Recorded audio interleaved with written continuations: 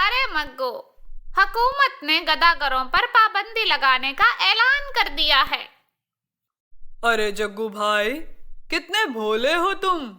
ہمارے حکمران خود تو کشکول لے کر دیس پردیس گھومتے رہتے ہیں، ورلڈ لیول کے گداگر ہیں، یہ کیوں اپنے پیٹی بھائیوں پر پابندی لگائیں گے؟ کیا پتا، حکومت والوں کو سمجھ آ گئی ہوگی گداگری ایک لعنت ہے، اس کا خاتمہ ہونا چاہیے۔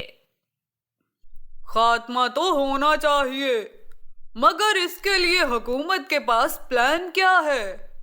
گرفتاریاں، پھر ضمانتیں، پھر رہائی، پھر دوبارہ کشکول اٹھاؤ اور شروع ہو جاؤ۔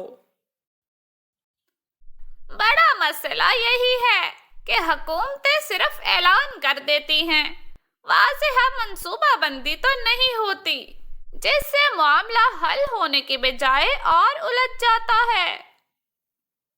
جگو بھائی، تم بتاؤ، ہمارے ملک میں گداگری بڑھنے کی کیا وجوہات ہیں؟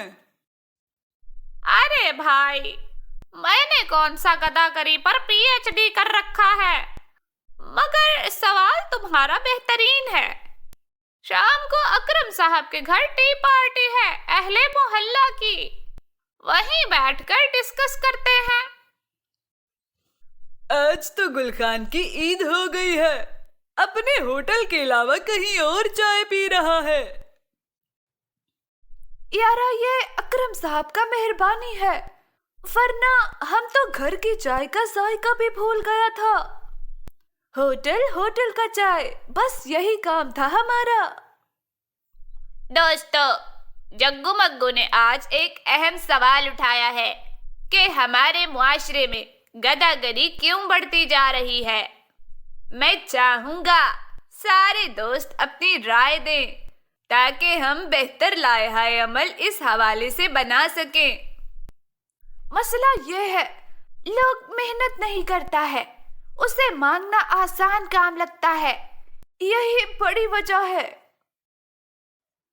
گل خان کی بات بھی درست ہے، مگر جب لوگوں کو روزگار یا کاروبار کے مواقع میسر نہ ہوں تو گداگری میں اضافہ ہو جاتا ہے۔ ہمیں لوگوں کو شعور دینا ہوگا کہ گداگری لعنت ہے اور محنت میں عظمت ہے، اور انہیں کام کرنے کی اہمیت سمجھانی ہوگی۔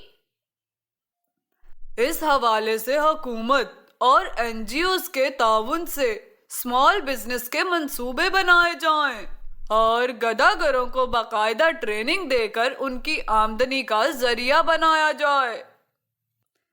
پہلے مرحلے میں اپنی طرف سے 5 چپس مشین اور 5 سلائی مشین ضرورت مندوں کو دینے کا اعلان کرتا ہوں، تاکہ گداگری سے جان چھڑا کر حلال روزی کمانے کا باقاعدہ آغاز کیا جا سکے، اور اس سارے کام کی نگرانی جگو مگو کی ٹیم کرے گی، اور انہیں اہل محلہ کی بھرپور حمایت حاصل رہے گی۔